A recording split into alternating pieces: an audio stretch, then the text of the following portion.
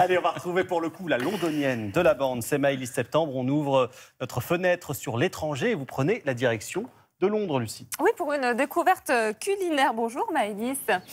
On connaît bien sûr le fish and chips, mais dans la capitale londonienne, il y a une autre spécialité de poisson, moins célèbre, mais pleine d'histoire. Elle vient du quartier branché d'East London. C'est du saumon fumé, réputé pour sa qualité. Alors, qu'est-ce qu'il y a de si particulier dans ce saumon british ? Bonjour, alors oui, d'abord, je vous rassure, même si on parle de saumon londonien, il ne vient pas de la Tamise. En fait, c'est bien la méthode de fumage de ce saumon fumé qui est londonienne. Cette méthode, elle s'appelle la London Cure. Elle vient de l'est de la capitale britannique et elle bénéficie même d'une IGP, une indication géographique protégée. Alors la London Cure, c'est cette méthode traditionnelle qui n'utilise que du sel et de la fumée de chêne. Et aujourd'hui, seuls 2 fumoirs traditionnels la pratiquent toujours. On a pu visiter l'un d'entre eux, c'est l'un des plus vieux fumoir au monde. Regardez ce reportage de Charline Madini et Héloïse Hirtz. Vous le pensiez écossais ou norvégien, la star de vos apéros de fin d'année est en réalité une tradition londonienne. Le saumon fumé, une spécialité des quartiers de l'est de la capitale britannique. Dans cette entreprise familiale, on fume le saumon depuis 120 ans. On achète notre saumon en Écosse. Il y a 2 jours, il nageait encore. C'est dire à quel point il est frais. On fume 1 à 2 tonnes par jour. Une fois salés à la main, les filets de saumon reposent une journée. Ils sont ensuite fumés à froid au bois de chêne pendant 24 heures.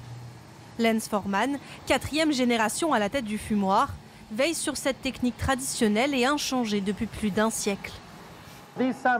Ces saumons viennent juste de sortir du fumoir. On les pend à l'aide d'une corde, ça permet d'étirer la chair et de bien les sécher. Ici, on voit cette légère croûte fumée qui est là pour protéger le saumon. Un saumon d'exception qui dispose d'un label géographique protégé. Alors ces tranches méritent tout naturellement leur champion. Darren Matson n'est autre que le recordman du monde. 1 minute et 11 secondes pour lever un filet. Il faut d'abord enlever cette partie fumée.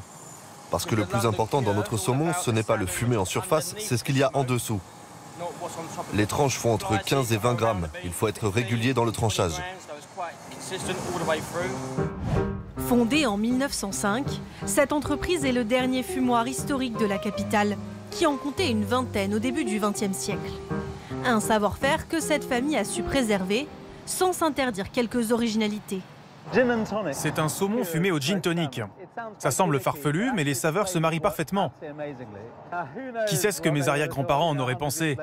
Vous savez, lorsqu'ils ont commencé, ce n'était pas pour faire un produit raffiné comme aujourd'hui, mais parce que c'était la seule façon de conserver ce poisson. Pour déguster ce saumon fumé londonien, comptez tout de même entre 80 et 600 € le kilo. Et on va rester dans le thème des produits de la mer, Maëlys, avec les huîtres. C'est une tradition sur les tables des fêtes. C'est aussi de chez vous, ça, les huîtres ?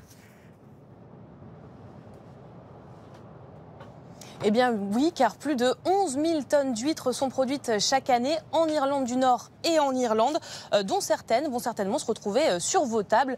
Il faut dire que le littoral irlandais est réputé pour ses eaux froides et préservé de la pollution.